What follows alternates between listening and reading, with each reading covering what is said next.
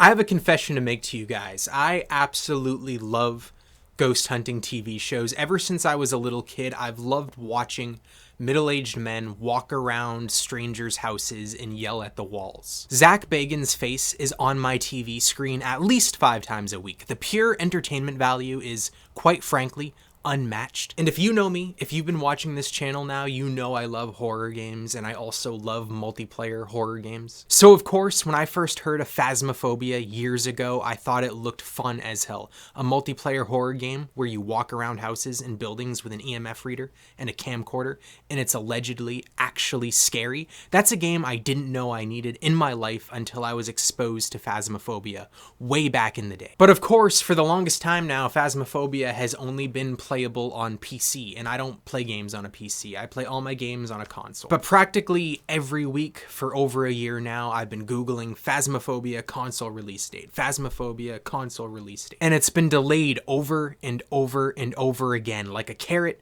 on a string that gets yanked away from me just as I'm about to reach out and grab it. But holy hell, the wait is finally over. Phasmophobia has finally been released on consoles, and a whole new wave of players can pick up those camcorders themselves. Just in time for Halloween too, which is really, really cool. I was actually going to wait to release this review on Halloween Day, but I figured people were going to be busy, which, speaking of that,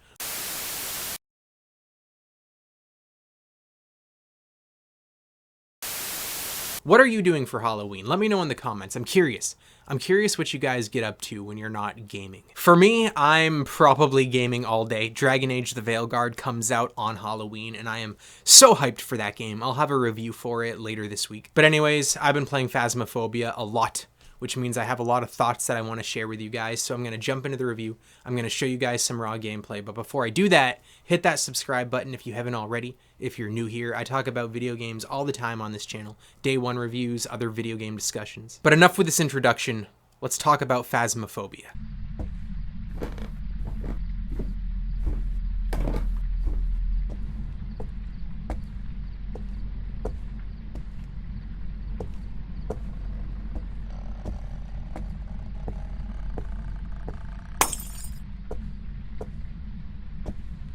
So first things first, let me tell you what kind of review this is. It's a review from the perspective of a brand new player, someone who just jumped in for the first time when the game was finally released on consoles. This isn't going to be a review of the latest update or a review that compares the game in its current state to how it was on launch, and don't expect me to be able to talk about the fine details of the meta and how it's changed over the years, or how good these developers are at rolling out patches and updates or anything like that. I'm sure YouTube is filled with those kinds of videos if that's what you're looking for, but this review, again, is just from the perspective of a brand new player, a noob, some random dude that went into this game blind yesterday and who's here to tell you today if I'm having fun with it or not. And it's intended for people who are in the same boat as myself, potential brand new players who want to hear the thoughts of a new player, or, you know, experienced players who are curious what a new player thinks. But either way, I'm going to review this game like I would any new release, because it is a new release for a whole new demographic. And it's also worth mentioning, since I just started playing yesterday when the game launched, I'm far from late level content, so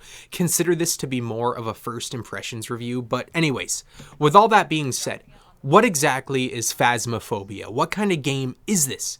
It's basically a Ghost Adventures role-playing game. You get to be the ghost hunter, or hunters if you play with friends or randos. You get to be the one to don the camcorder and the spirit box and the EMF detector, and you get to be the one to enter people's houses and challenge dead old ladies to arm wrestling matches and that sort of thing. You start off at a base where you can look at all the stuff you unlocked, like cases full of gear and weird, creepy, ritualistic stuff that makes me think that we probably aren't ghost hunting with the best of intentions. But in your base is a board, and on that board is a list of all the places that you can investigate. You start with only one small house. It's the only house you have unlocked to start, so you have to investigate there first. But after I investigated that house, I unlocked 2 more places immediately. Then after I investigated those places just a couple of times a piece, I unlocked a couple more places. So you get a good variety of maps pretty quickly, and it definitely helps to keep the early game momentum going. But I'll talk more about the progression progression in a bit. But anyway, after you choose where you want to investigate, you arrive there in the back of a van or a truck. I'm not quite sure what it is, but back there you have all your gear that you chose to bring with you as part of your loadout. You start the game with just your basic equipment like flashlights and camcorders, and overall, your main goal is to enter a location and figure out what kind of ghost is haunting the place by using your investigative wit. You have a notebook with you and it has a list of all the potential ghosts and demons and spirits. It's a pretty lengthy list too, which is cool, but your notebook also has a checklist of different ghost activity and you mark off what you've seen happen. So for example, you can walk around the house with an EMF detector and you can wait to see if it spikes to a 5.0 or higher, and if it does, you check that off your list. And when you do that, it'll erase a handful of ghosts from your list that are just not capable of doing that, so it narrows the list down. Then after that, you could whip out a UV light and see if you can find any footprints or handprints, and if you do, you check that off as well, and that'll narrow down the list even more. But some ghosts might share a lot of characteristics, so you'll often need to use your intuition to make the final decision. So you can read a more detailed description of the ghosts, and one could say something like, I don't know, this type of ghost likes to hum and sing or whatever, and if you've heard that, you'll know it's most likely that ghost. But anyway, if you ID a ghost, you'll get a good amount of cash and XP, and as far as I can tell, again, this is pretty much your main goal in all of the investigations, but there's always a checklist of side goals you can try and complete as well, and daily challenges to try and earn even more money and even more XP. Side goals are usually stuff along the lines of take a picture of a ghost or witness a ghost doing weird ghost shit or simple stuff like that. But this game obviously needs to have some sort of threat, right? It needs some sort of way that you can die, and it does. If you piss off the ghost too much or you don't investigate fast enough, I guess, the ghost will just snap your neck and you'll be dead. Game over. And I gotta be honest with you guys, the gameplay here is simple. Almost dangerously simple. I wouldn't necessarily say Phasmophobia is fun to play. It's a lot of walking into a hallway and standing there for a few minutes, and then walking into a bedroom and standing there for a few minutes, and then after that, you walk into the basement and you stand there for a few minutes, and you're often talking to yourself and just holding up objects. It's about as entertaining as I imagine real life ghost hunting is, but it does have a dangerous edge to it, and for someone like me who's a fan of ghost hunting TV shows, who has been wanting to play a game like this for a long time, I am having fun with it. But like so many other games in this genre, it's a lot more fun when you play with other people. When you play Phasmophobia with other people, which is what I primarily did, I played with one other person, it really came alive, especially if you don't chat with each other through the console's party chat feature or Discord or anything like that. But if you use the in-game proximity chat, it makes for a much more immersive experience. Like, some ghosts will only respond to people who are alone, so one player would stay in the van and do some monitoring, like look at the map, watch the other player's movements, or monitor the cameras and the paranormal activity meter, that sort of thing. And the other player can go into the house and do the actual hands-on investigating, and I just found that to be fun as hell. Not being able to hear each other at times, again, was just super immersive, because it often leaves you wondering what's going on, what's happening that you're missing out on.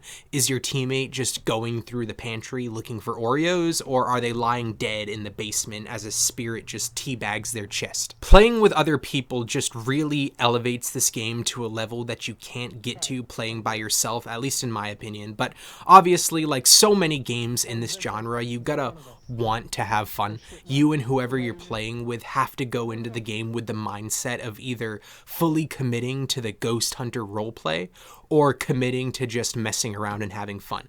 It's one of those games where it kind of relies on you to know how to make your own fun, because again, this game on its own, within its own merits, on a base level, isn't the most interesting or fun game in the world. It's like a sandbox, and I don't mean a sandbox video game, by the way. I mean like the sandbox from my old preschool. There's nothing cool or groundbreaking about a rusty truck bed filled with silica sand from old pool filters. But when you have an imagination, the pool filter sand becomes Tatooine from Star Wars, and the crushed up cigarette packet is the Millennium Falcon.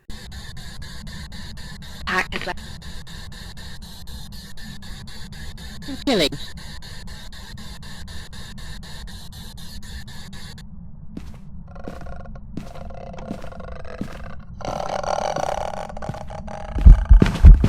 I am happy to say, though, that Phasmophobia can be scary. It genuinely got my heart pumping at times, a lot of the time, actually, especially since I'm a new player to this game.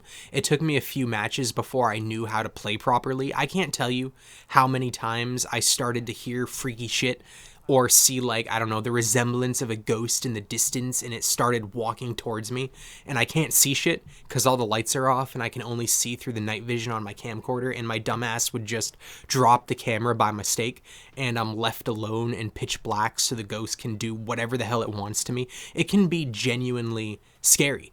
Or, you know, the scares can also be hilarious, like when you're investigating with your ghost hunting partner and their neck just gets snapped out of the blue right in front of you. That's always at least a little bit funny. But anyways, let's talk about progression. What are you actively working towards? Like I mentioned earlier, the more you level up, the more maps you unlock. So that's one thing. You start with a small house, then a slightly bigger house, then an even bigger house after that. And from what I've gathered, they've added some pretty huge maps for the later levels, like a giant-ass prison, but I haven't gotten there yet. But you also earn money from doing investigations, and you use that money to either upgrade your gear or buy new gear. So for example, at around level 8 or something, you can unlock a crucifix. Then you can use your funds to buy it and add it to your loadout, and you can unlock other stuff too, like tripods, salt, alarms, just overall better gear that'll help you more easily identify hunts or help you defend yourself a little bit if the ghost decides to try and kill you. But it is worth noting that there's no real combat in this game. Don't expect to level up to the point where you can just wield a super soaker filled with holy water. But anyway, it's a super simple but pretty rewarding leveling system, at least in my opinion, though I do want to see more. I wish we could customize our home base and our vans and buy cool clothing. I didn't see those features anywhere, but let me know in the comments if I just missed that somehow. But now, unfortunately, it's time to talk about some of the more negative aspects of Phasmophobia. The main thing being just all these annoying bugs and glitches, minor things, nothing that really destroys the game or completely destroys the immersion, but it does slightly. Again, not to the point where it makes the game completely unfun and unplayable, but it's like a little fly that's always buzzing around your ear when you're just trying to enjoy a day sitting by a pool. So many times I'd drop an item and I just couldn't pick it up again. The door mechanics absolutely suck, at least on consoles. Opening and closing doors is just horrendous. There's a lot of clipping and awkward animation that do lessen the scares a lot of the time. It's hard to find a demon scary when it gets caught on a chair as it rushes towards you, but a lot of the bugs are kind of funny though. Like, it's pretty funny when you see your teammate just looking at gear on the board, but for some reason they're bent at a 90-degree angle and their head and entire torso is stuffed into the wall, making me think they're the actual demon. Or when your teammate pulls out a camcorder and for some reason there's a severed hand attached to it. I don't even know how or why that happened, but it happened a lot. It's kind of concerning to me though that this game has been out for quite a while now, to at least some degree of early access, and there's still this many noticeable gameplay hiccups and annoyances, but it's still fun to play. None of that completely ruined the game or the experience. It just holds it back from reaching its full potential. But anyways, do I recommend Phasmophobia to you? Like most games, it really depends. If you just saw all that gameplay and you heard my core critiques and you still think it looks fun, I'd say go for it, for sure. I think $20 is fair enough, but I think $15 would have been even more fair. But again, I only recommend playing this if you have at least one other person to play with, or if you don't mind playing with random people online. But if that's the case, I would jump in sooner than later while there's still a high percentage of other new players to play with. But if you're a solo gamer just looking for a horror game where you can ghost hunt, I'd pass personally. It gets really boring as a solo player pretty quickly, but to be fair, I imagine this game's novelty will wear off pretty quickly. Even if you play with other players, it's fun for now, but I don't know how long it'll be entertaining to just get my neck snapped over and over and over. But I do want to hear from experienced players. If you've been playing Phasmophobia for a while now and you're still watching this video this far in, Have you stayed playing consistently? If so, what keeps this game so entertaining for you? I'm curious to know.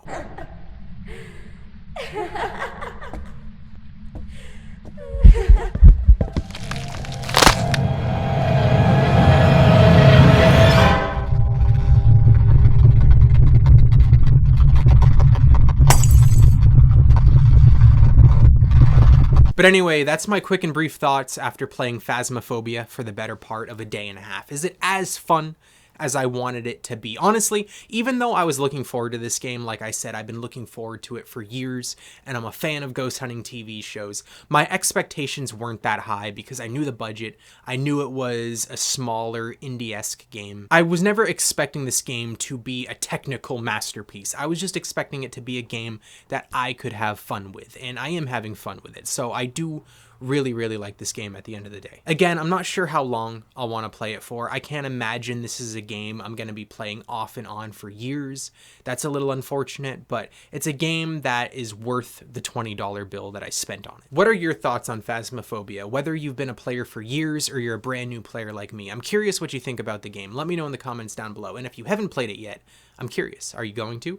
Or are you going to ignore it completely? Whatever your thought process is, I want to know it. One last thing, especially if you got this far in the video, but I want to make another video soon where I respond to your hot takes, your video game hot takes and your video game bad opinions or strong opinions or just random gaming questions or gaming discussions or any sort of questions or discussions that you guys want to talk about. I want to talk about them with you. So leave those comments down below and I'm going to make another one of those videos soon. But anyway, once again, consider subscribing if you haven't already. And thank you for watching, especially if you watched this far. All right, approaching the lodge. Oh, it's definitely been here. We're not picking anything up. Keep your eyes peeled. I'm dropping it down. Guys? I've got contact. We're on our way.